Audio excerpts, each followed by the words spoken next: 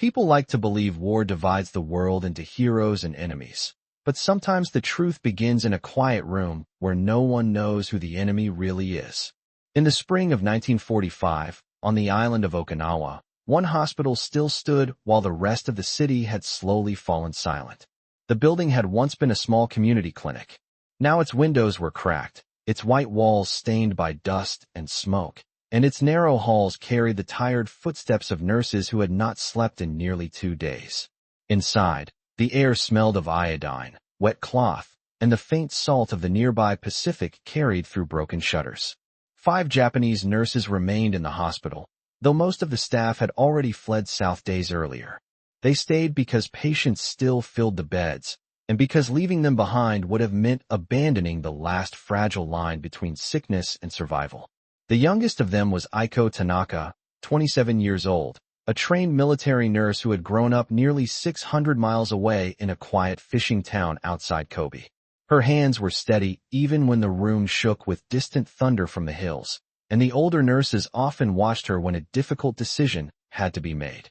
That morning the thunder had faded, replaced by an unfamiliar quiet that felt heavier than noise. Word had spread through the remaining wards just after sunrise. American forces were moving closer to the town. No one inside the hospital knew what would happen when they arrived. For months, rumors had traveled faster than facts. Some said American soldiers treated prisoners with discipline. Others said the opposite, that enemy medical staff would not be trusted and hospitals might be taken over without warning. Aiko had heard every version. She listened to none of them now.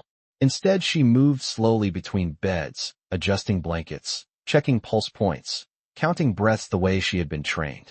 Outside the cracked doorway of the ward, the sky hung gray and low, the kind of sky that pressed close to the rooftops like a lid. Around mid-morning, one of the nurses near the entrance stopped walking. At first, it was just a faint vibration through the wooden floor, something that made a tray of metal instruments tremble softly against a table. Then came the distant sound of an engine. Not many vehicles had moved through the town in days, which made the noise instantly recognizable and instantly unsettling. The other nurses noticed it too. Footsteps slowed. Conversation stopped. Someone near the hallway window whispered a single word in Japanese. Americans. Aiko did not move at first. She stood beside a narrow bed where an elderly patient rested under thin white sheets, listening carefully as the engine grew louder outside the hospital walls. It was not the roar of a convoy, just one vehicle. A single jeep rolling slowly across broken pavement. The sound reached the front steps, and then faded into a sudden stillness that seemed to pull the entire building into one long-held breath. No one spoke. No one ran. The nurses simply waited, because sometimes the most frightening moment is not the arrival of the unknown, but the quiet second just before a door opens. The door opened slowly, not with the force anyone had feared, but with the careful push of someone who did not want to startle the room on the other side. The nurses near the hallway instinctively stepped back, their white uniforms almost blending into the pale walls. Boots touched the wooden floor. 2 American soldiers entered first, their expressions alert but controlled, their eyes moving across the corridor as if measuring the quiet. Behind them came a man wearing the armband of a medical officer. He was tall, broad-shouldered, his sleeves rolled neatly above his forearms as though he had been working for hours already. His name was Lieutenant Daniel Whitaker, a combat medic from Texas, 33 years old. A man who had once planned to spend his life in a small-town clinic before the war had carried him halfway across the Pacific. He paused just inside the doorway and looked around the hospital without speaking. The silence inside the building felt different from the silence outside. Outside was the quiet of a battlefield that had finally gone still. Inside was the quiet of people waiting for something that might change everything. Whitaker noticed the nurses immediately. 5 of them stood along the hallway wall, their hands folded or resting against metal trays, their faces calm but guarded. They were not soldiers. That much was obvious to him at once. Their uniforms were worn from long shifts, and their eyes carried the distant focus of people who had spent days caring for the injured without pause. For a moment no one moved. One of the American soldiers shifted his weight and glanced toward Whitaker as if waiting for instructions. Whitaker lifted one hand slightly, a simple gesture asking for patience. Then he took a few steps farther into the corridor. The wooden floor creaked softly beneath his boots. Aiko Tanaka watched him carefully from across the room. She had expected anger or suspicion in the face of the first American officer she would see up close. Instead, she saw something quieter. Tired eyes. The kind of tired that comes from long nights under electric lamps and too many patients who needed help at the same time. Whitaker's gaze moved across the ward beds, the folded blankets, the trays of medical instruments, and finally returned to the nurses standing together near the wall.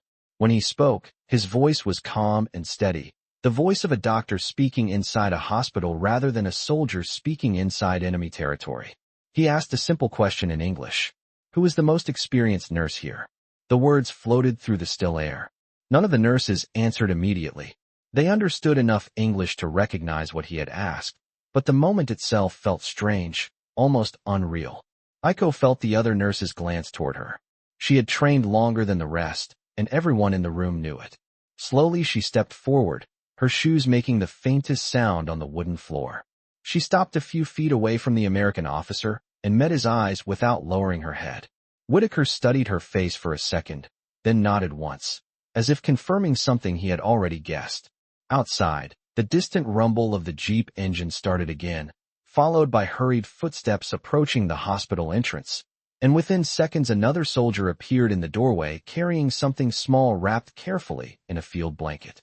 The soldier who entered the hallway moved carefully, as if the quiet inside the hospital demanded respect.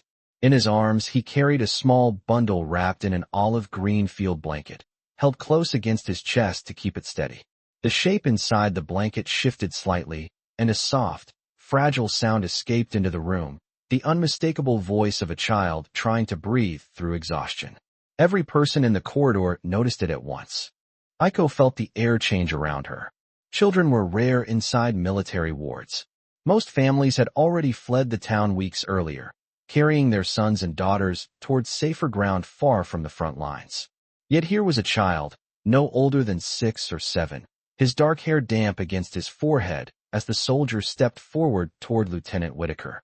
The soldier spoke quietly, explaining in a low voice that the boy had been found near a collapsed house less than a mile away. He had been alone when the patrol arrived, sitting beside a broken wall and holding a torn piece of cloth around his stomach. The patrol had not known where else to take him except the nearest hospital still standing. Whitaker listened without interrupting. His eyes moved briefly toward the doorway, as though picturing the street where the child had been discovered, then returned to the small figure wrapped in the blanket. He stepped closer and gently pulled the edge of the cloth aside to see the boy's face. The child looked back with wide, uncertain eyes that searched the unfamiliar uniforms surrounding him. He did not understand the language being spoken around him, but he understood enough to know he was surrounded by strangers. For a moment Whitaker did not speak. The hallway remained still, every nurse watching what the American officer would decide to do next.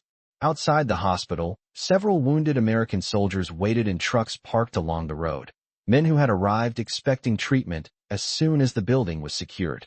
One of the American soldiers near the door shifted uncomfortably and glanced toward the street as if remembering those waiting patients. Whitaker noticed the movement. He straightened slowly and looked toward Aiko again. His voice, when he spoke, carried the quiet certainty of someone used to making difficult decisions quickly. He said they needed a table prepared for surgery immediately. The words caused a ripple of confusion through the nurses standing along the wall. Aiko understood the instruction, but something about it felt impossible. The American soldiers outside were their own wounded men. Yet the officer was looking down at a Japanese child and giving orders as though nothing else in the world mattered at that moment. Aiko hesitated only a second before turning toward the nearest treatment room. The training she had received did not allow hesitation when a patient needed help. She began clearing a narrow metal table, pushing aside folded cloth and glass bottles, her movements precise and controlled. Behind her, she heard Whitaker speaking again, instructing his own men to bring in medical kits from the Jeep and to move quickly but carefully through the corridor. The room that had moments ago been frozen with uncertainty now filled with purposeful motion. Footsteps crossed the wooden floor. Drawers opened. Water was poured into a metal basin. And in the center of it all, the small boy remained wrapped in the green blanket, watching the strangers around him as if he had stepped into a place where the rules of the world had suddenly changed. The treatment room was small, barely wide enough for 2 tables and a narrow cabinet filled with glass bottles and folded gauze, but within seconds it became the center of urgent motion. Aiko Tanaka finished clearing the metal surface and wiped it carefully with a clean cloth soaked in antiseptic, the sharp scent rising into the air and mixing with the faint smell of dust that still lingered from the damaged walls. Across the room, another nurse placed a lantern closer to the table, adjusting the wick until a steady golden light spread across the polished steel instruments. Outside the doorway, American soldiers moved quickly but quietly, bringing in medical packs from the jeep and setting them along the wall with the efficiency of men who had repeated the same routine in dozens of temporary hospitals across the Pacific. Lieutenant Daniel Whitaker entered the room carrying the small boy in his arms. The child seemed lighter than Whitaker expected, his thin shoulders barely pressing against the officer's uniform as he was lowered gently onto the table. For a moment the boy stared up at the unfamiliar ceiling, his eyes moving slowly from the lantern light to the faces surrounding him. He did not speak. The room was filled with languages he could not understand, yet the calm in the voices around him softened the fear that had followed him into the hospital. Whitaker pulled on a pair of clean gloves and glanced toward the doorway, where one of his soldiers stood waiting. The young man hesitated before speaking, his voice careful but concerned. He reminded Whitaker that several American patients were still outside in the trucks along the road. They had been transported nearly 20 miles through rough terrain expecting immediate treatment. The soldier did not say more than that, but the meaning hung quietly in the air. Aiko heard the words and paused beside the instrument tray. The question was one she had been thinking herself. Every hospital followed the same simple rule during wartime. A doctor treated his own soldiers first. It was not cruelty. It was simply the order of survival that every army understood. Whitaker listened without showing irritation. He finished adjusting the cloth beneath the child's shoulders, then looked up at the soldiers standing in the doorway. His voice remained calm, but the decision inside it was unmistakable. He said the wounded men outside were stable and had already survived the long trip to reach the hospital. The child in front of them might not have that much time. The soldier considered the answer for a second, then nodded once and stepped back into the hallway to relay the instruction to the others waiting outside. Aiko felt a quiet shift move through the room as those words settled into place. The rule she had expected the American officer to follow had just been set aside without hesitation. Whitaker turned his attention back to the table, his eyes now focused entirely on the small patient in front of him. He spoke again, this time directing his words toward Aiko. He asked if she could assist him during the procedure. The question was simple, spoken with the natural assumption that she already would. For a brief moment Aiko stood still, aware that the entire room seemed to be waiting for her answer. Then she stepped closer to the table, washed her hands in the basin beside the wall, and returned to stand across from the American doctor as if they had worked together many times before. In that narrow room, under the quiet lantern light, the distance between enemy uniforms became suddenly much smaller than anyone had expected. The lantern light burned steadily above the narrow table, casting a warm circle across the polished instruments and the small figure lying beneath it. Aiko Tanaka stood across from Lieutenant Daniel Whitaker with her hands freshly washed and her sleeves folded neatly above her wrists. The sounds of the hospital had shifted again. In the hallway outside, footsteps moved quickly but with quiet discipline as American soldiers organized supplies and checked on the patients waiting in the trucks beyond the entrance. Inside the room, however, everything slowed to the careful rhythm of medical work. Whitaker glanced briefly at the instruments laid out beside Aiko. Some were from the hospital's original cabinet, others from the compact surgical kits his team had carried across the island for weeks. Different shapes, different steel finishes, but together they formed the same language every trained nurse and doctor understood. He nodded slightly, satisfied that everything necessary was within reach. The boy on the table watched them with wide eyes that moved from face to face. He had stopped trembling, though his breathing remained shallow from exhaustion and fear. Aiko leaned closer and spoke softly to him in Japanese, her voice calm and steady. She told him he was safe inside the hospital and that the people around him were going to help him feel better. The child listened carefully, not fully understanding how strangers from different worlds could suddenly be working together, but the gentleness in her tone gave him enough reassurance to remain still. Whitaker listened to the sound of her voice, even though he did not understand the words. He recognized the tone immediately. It was the same tone every nurse used when a frightened patient needed courage more than explanations. When Aiko finished speaking, she looked up at him and gave a small nod. The child was ready. Whitaker adjusted the lantern slightly, so the light fell clearly across the table. The room grew quiet again except for the faint rustle of cloth and the distant murmur of soldiers speaking somewhere beyond the hallway. For a moment, the two medical professionals simply worked side by side without speaking, their hands moving with the precise confidence that comes only from years of training. Aiko passed each instrument exactly when it was needed, sometimes before Whitaker even asked, reading the rhythm of the procedure the way an experienced assistant learns to anticipate every motion. Whitaker noticed the efficiency immediately. He had worked with many field nurses during the war, but few could match the smooth coordination she displayed in that cramped room. Outside, the clouds above Okinawa continued drifting slowly across the sky, and the quiet hospital remained suspended between two armies who had spent months fighting across the island. Yet inside the small treatment room something entirely different was unfolding. There were no uniforms that mattered. Here, no borders, no orders shouted across battle lines. There was only a doctor, a nurse, and a child who needed their full attention. As the minutes passed, the tension that had filled the hospital earlier that morning slowly gave way to a calmer focus. Even the nurses watching from the doorway seemed to relax slightly, their shoulders lowering as they realized the American officer had meant exactly what he said. He had not come to take control of the hospital or question the staff. He had come for the same reason they had stayed behind when everyone else left. To keep one more life from fading away if it was still possible to help. Time inside the small treatment room seemed to stretch into a quiet, measured rhythm. The lantern flame flickered gently each time the sea wind slipped through the cracked shutters, but the circle of light above the table remained steady enough for careful work. Lieutenant Daniel Whitaker kept his focus on the child, his hands moving with slow precision that showed years of medical discipline. Across from him, Aiko Tanaka mirrored each motion with calm efficiency. When he reached slightly to the side, the instrument he needed was already resting in his open palm. When he paused, a clean cloth was ready beside the basin. They spoke only when necessary, and even then their voices stayed low, almost respectful of the fragile moment taking place between them.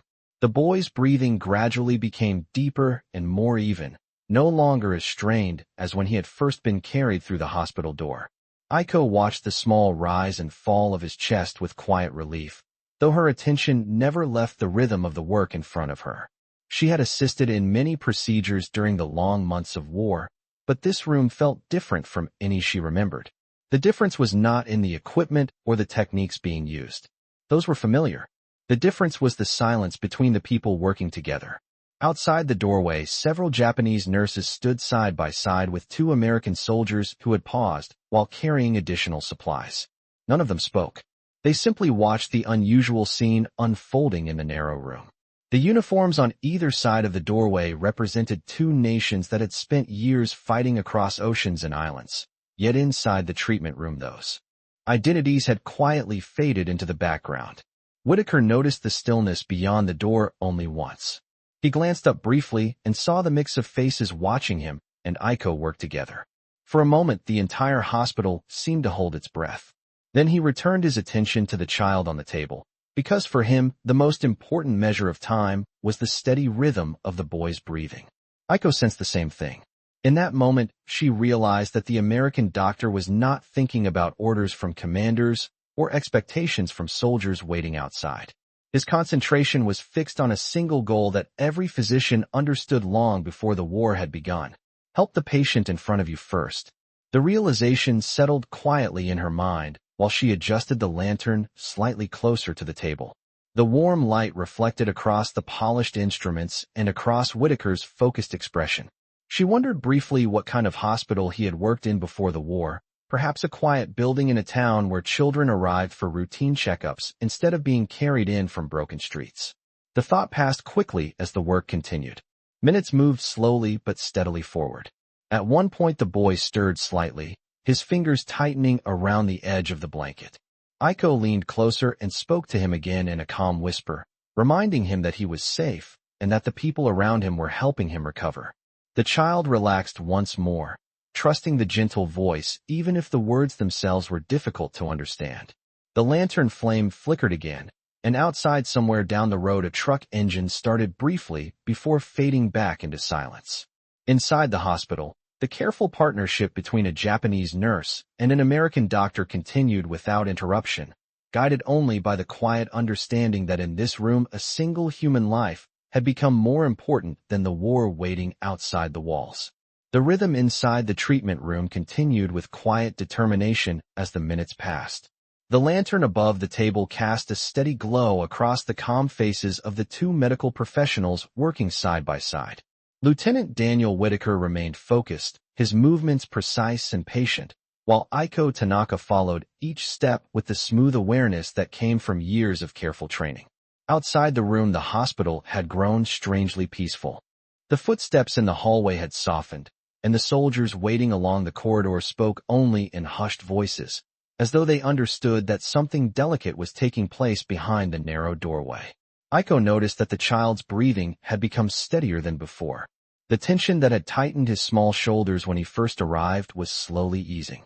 She adjusted the folded blanket near his side and glanced toward Whitaker, silently confirming that the boy was responding well.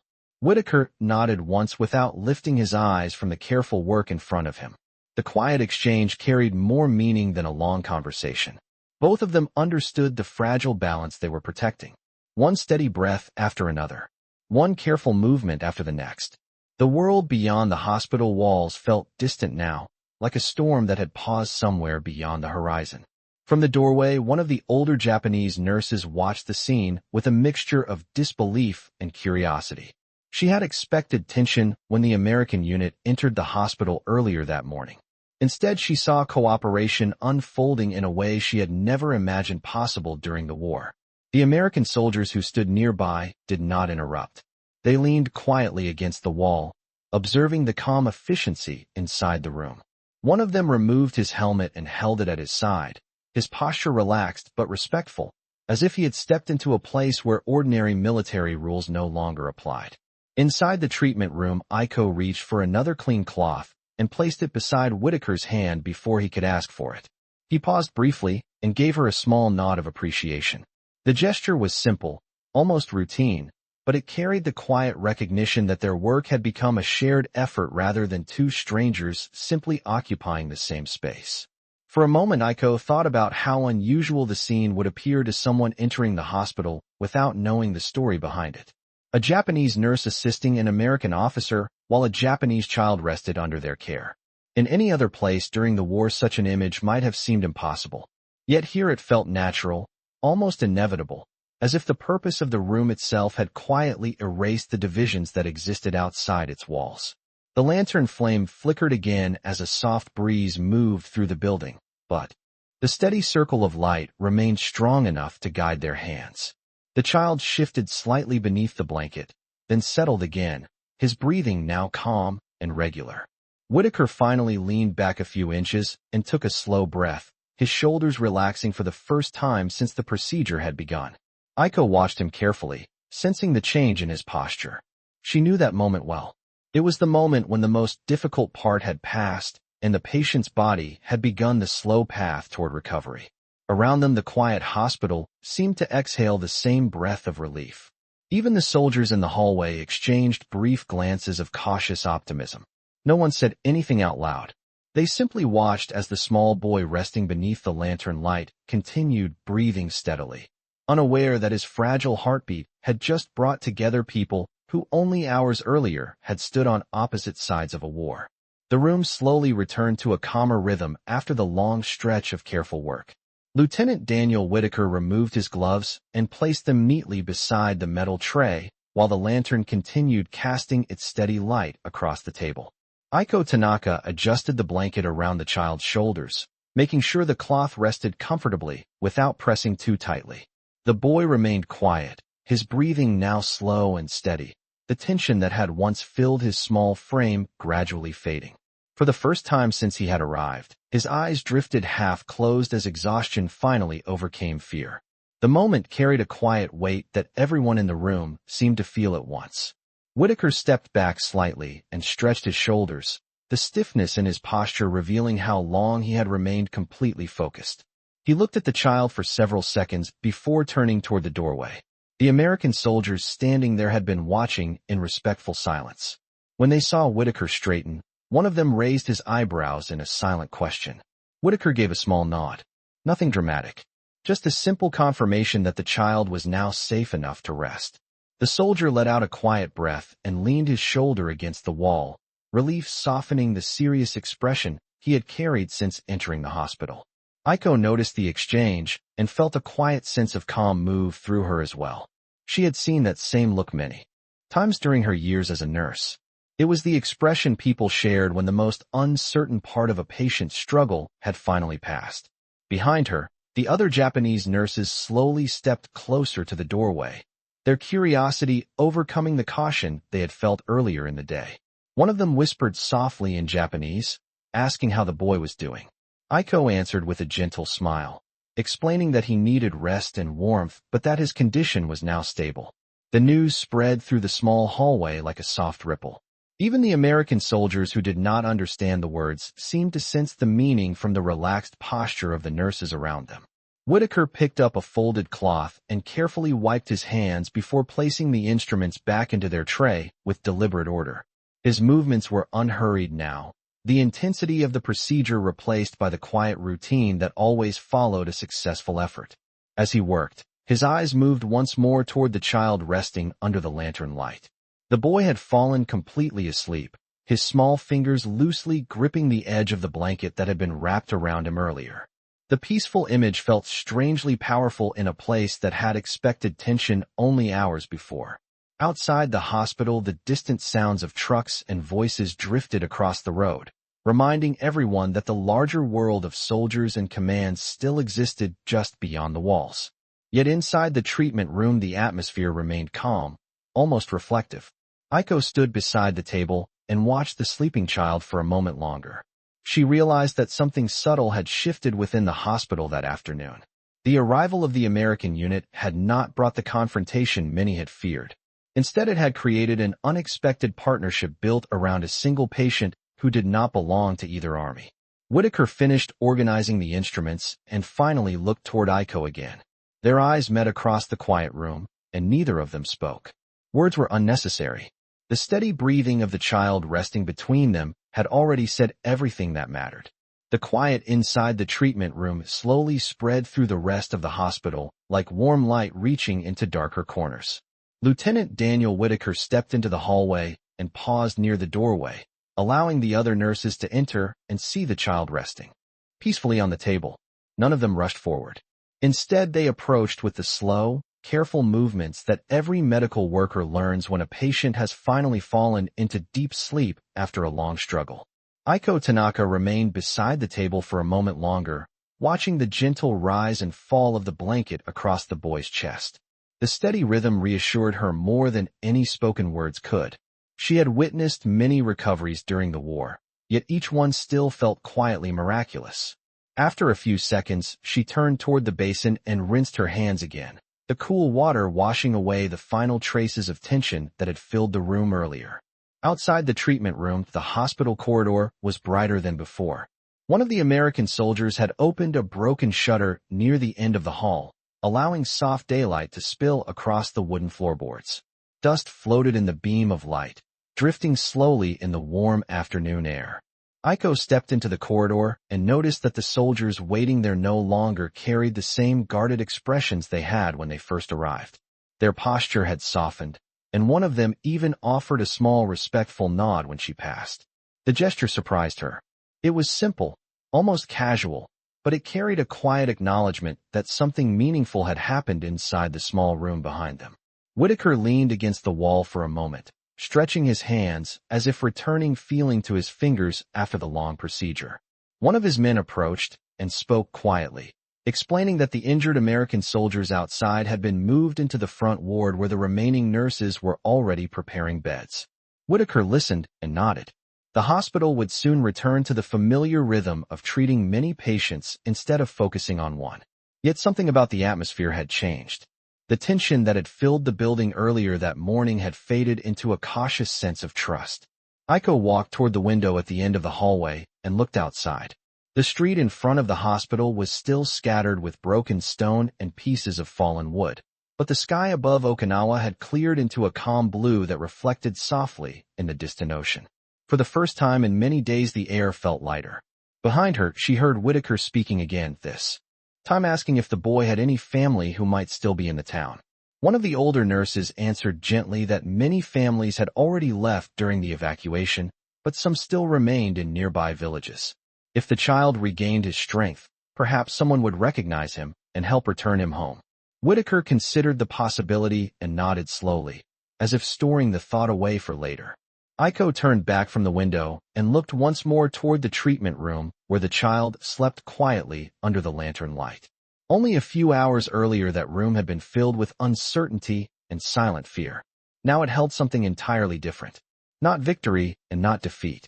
Just the quiet reminder that even in the middle of war, the simple act of helping one small patient could change the way strangers looked at each other forever. The hospital slowly returned to the rhythm it had known before the arrival of the jeep. Yet something within its walls had quietly changed.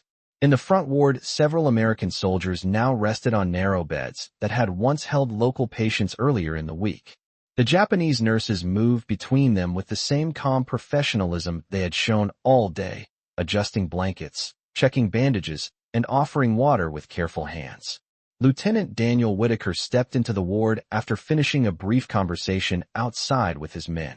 He paused near the doorway and looked across the room, observing how naturally the nurses had continued their work despite the strange circumstances that had brought both sides together under the same roof.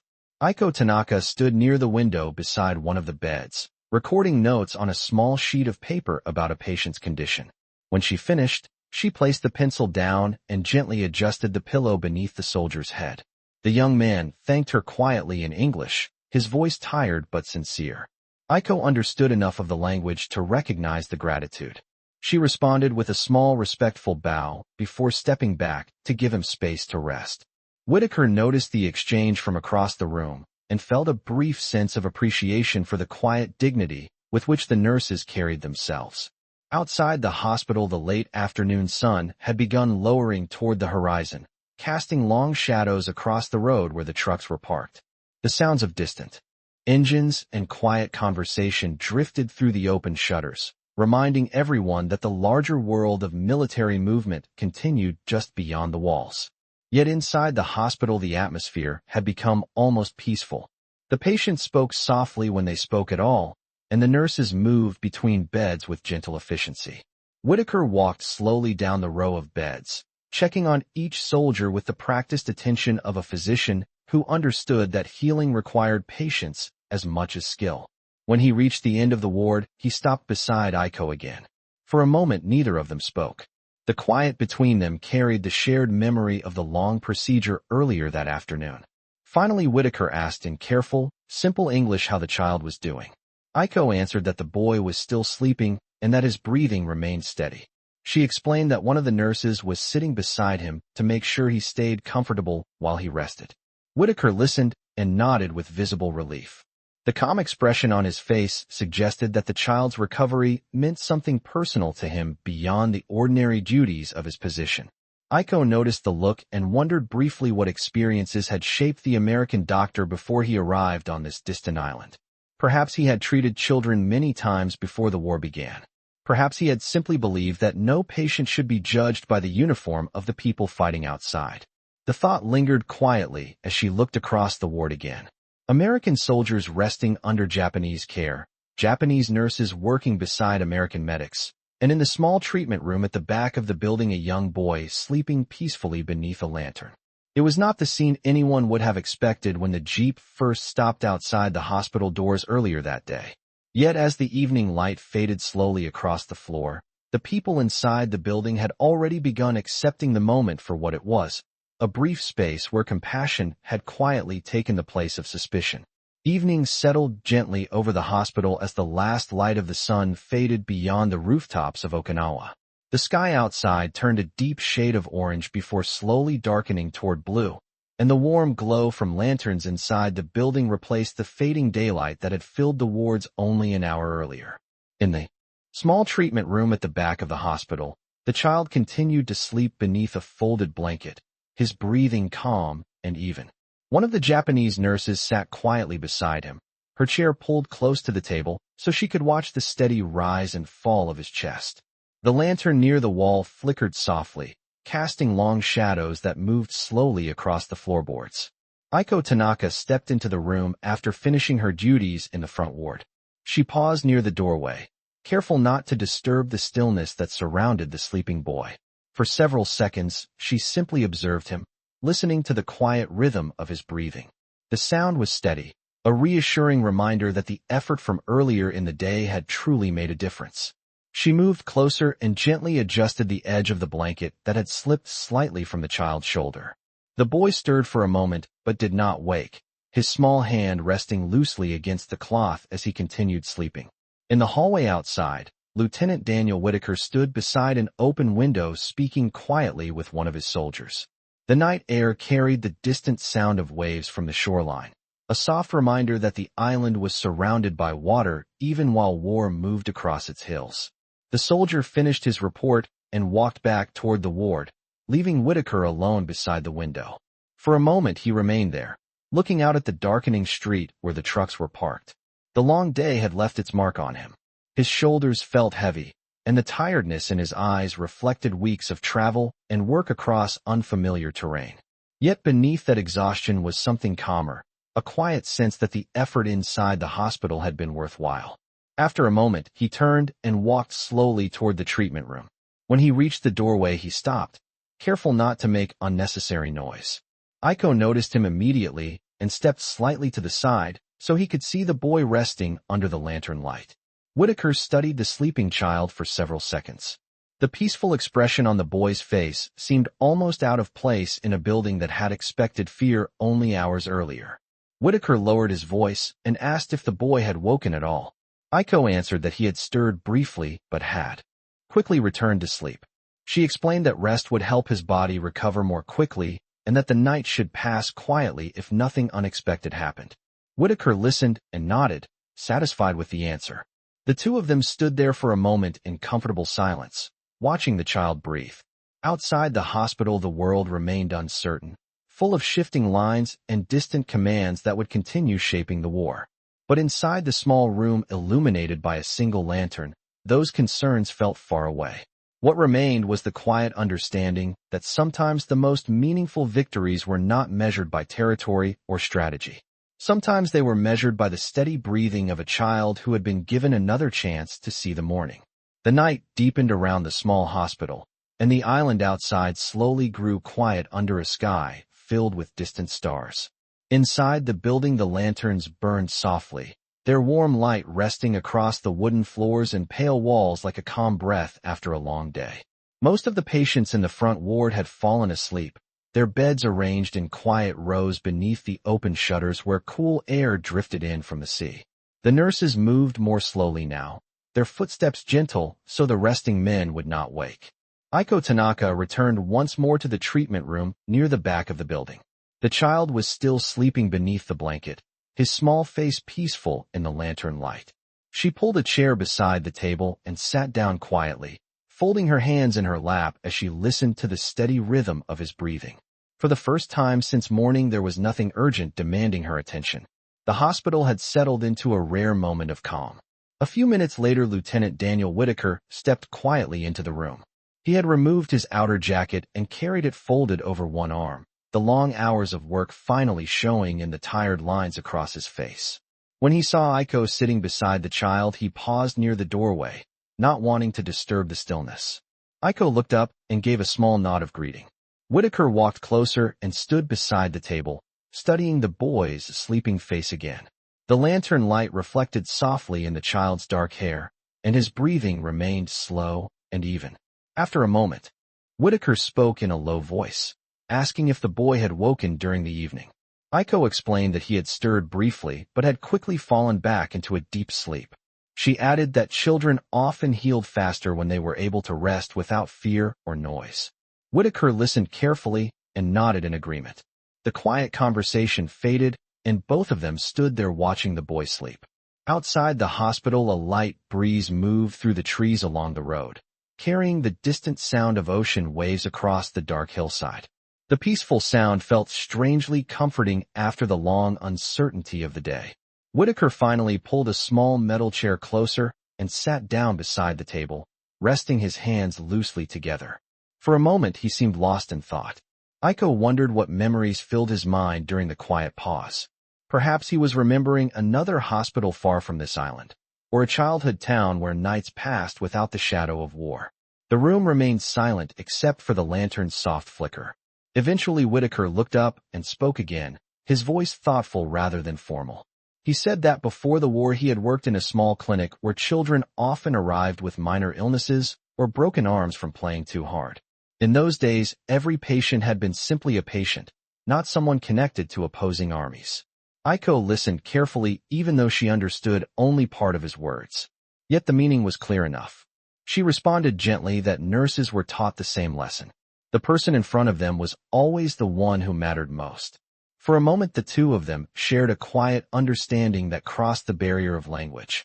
The child sleeping between them had become the reason that understanding now existed. Outside the window the stars continued shining above Okinawa while the hospital remained peaceful beneath their light, holding within its walls a small moment of humanity that neither side had expected when the day began.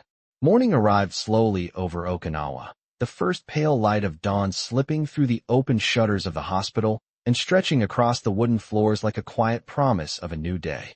The lanterns that had burned through the night now seemed dim beside the growing daylight, and the air inside the building carried the soft freshness that follows a long night of calm. In the small treatment room near the back of the hospital, the child beneath the blanket stirred gently as the sunlight touched the edge of the table.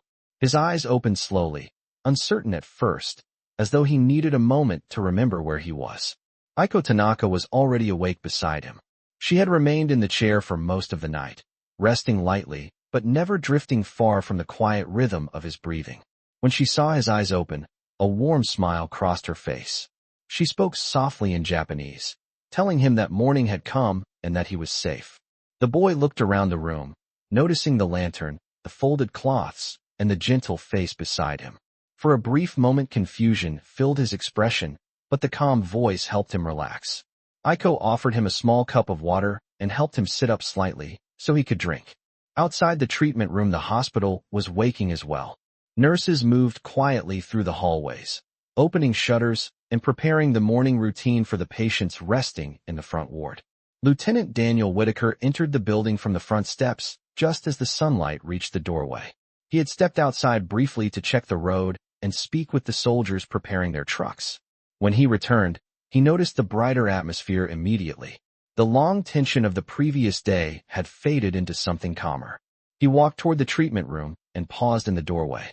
The sight that greeted him was simple yet powerful. The child was awake now, sitting carefully beneath the blanket while Aiko supported his shoulder with one steady hand. The boy looked toward Whitaker with curious eyes that no longer held the fear of the day before. Whitaker stepped inside slowly so he would not startle him. Aiko explained gently that the boy had just awakened and seemed stronger already. Whitaker nodded and crouched slightly, so his face was closer to the child's level. He offered a quiet greeting, even though he knew the boy might not understand the words. The child watched him for a moment, and then gave a small, shy nod in return. It was a simple gesture, yet it carried a meaning that reached far beyond the small room. Aiko noticed the exchange and felt a quiet sense of satisfaction. The long hours of care had brought the boy safely through the night. Outside the hospital the sun continued rising over the island, illuminating the road, the distant ocean, and the quiet building that had witnessed an unexpected moment of humanity. Soldiers would soon continue their duties and the war beyond the hills would move forward as it always did. But inside that hospital something lasting had already taken place. A Japanese nurse and an American doctor had worked together not as enemies, but as guardians of a fragile life that belonged to neither side alone. And in the quiet morning light, as the boy sat awake and breathing steadily, the truth of that moment remained simple and clear. Compassion, once chosen, has no border.